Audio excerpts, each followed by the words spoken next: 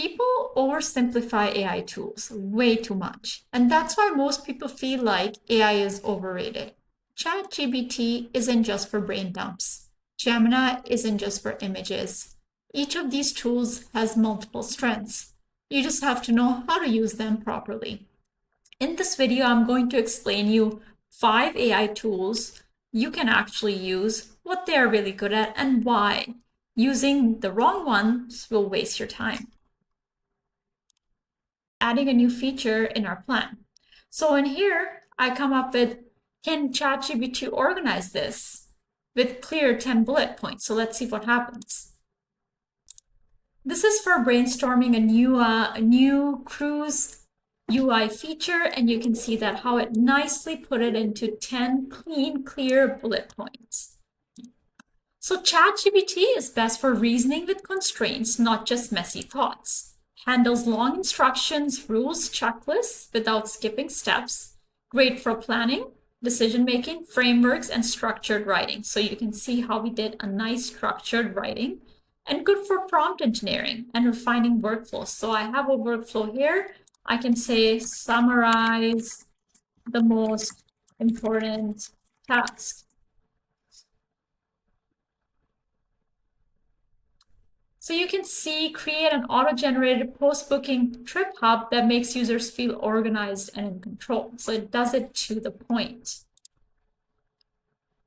Okay, so Google Gemini is very useful. Best when information is visual or we have mixed data. Here you can see we have Excel, we have some images, and we have video. Google Gemini will be able to extract and use this information and gather data.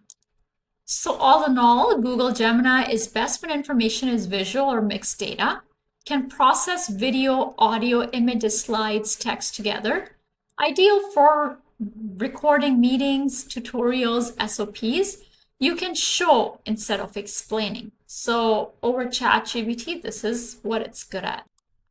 So the next one we're going to talk about is Claude AI. So Claude AI is best for high quality first drafts. It's excellent for rewriting, polishing, tone matching, strong at writing and working code and dashboards.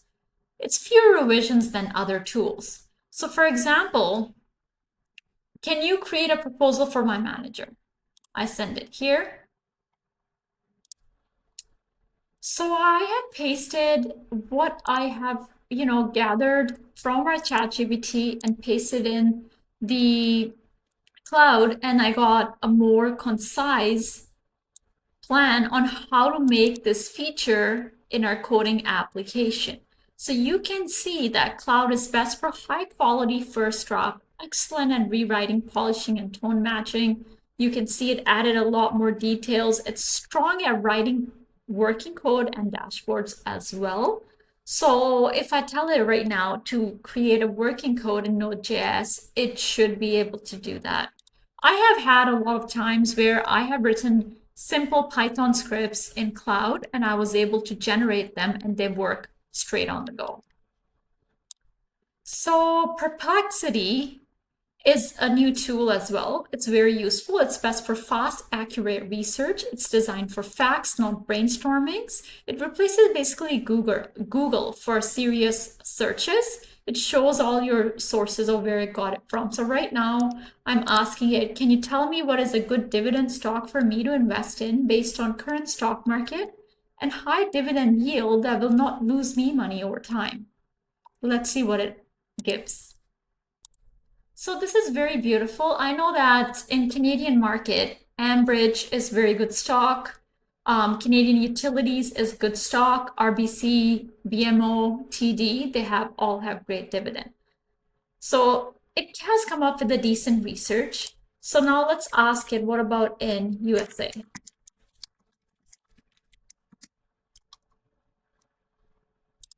So I did have a little bit of back and forth because it was spitting out, because I didn't have much details, but eventually I came up with, I said, give me a list of 5 stocks with high dividend above 5% and REITs high dividend above 5%.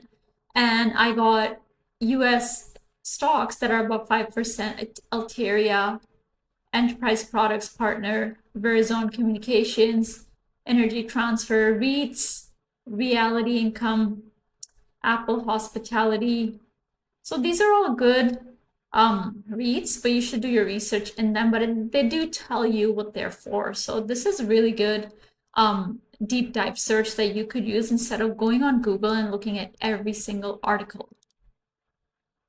Okay, so in this case, NotebookLM is another tool. It's best when accuracy matters more than creativity.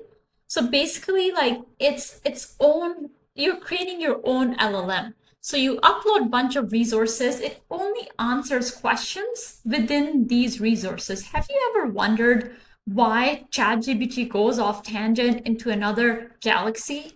Well, NotebookLM doesn't do that. It only answers within the all the resources that I have uploaded. So let me ask a question. What is the best foundation? So you can see how it's reading the resources and all of the YouTube videos I uploaded, all of the Google links I uploaded, and it's thinking. And it's going to answer it within our resource document. So it's great for studying, fast checking, validating the scripts that already exist, right? So overall, it says here, whose Labs Trilicon Skin Tech Foundation is the best one. For oily skin type, for dry skin type, best drug for foundation, drugstore foundation, skin tints, hybrids. So really, it's a really good resource. I wouldn't be able to sit down and, read all these documents, watch these YouTubes, and come up with the best strategy for selecting my foundation. So this can tell, then you can tell it, okay, I have oily skin type, and I am medium tone. What is the best one? So now it tells you what is good. It did 3 to 4 recommendation, and it tells you why. It probably looked at all of the reviews within those documents. So NotebookLM is best for searching within the resources you upload. It does not go off tangent. It prevents the hallucinations that you see within ChatGPT. So today we discussed what is ChatGPT good for, Gemini good for, Claude good for, Perplexity good for, NotebookLM good for. So let me quickly summarize. So ChatGPT is good for reasoning and structure.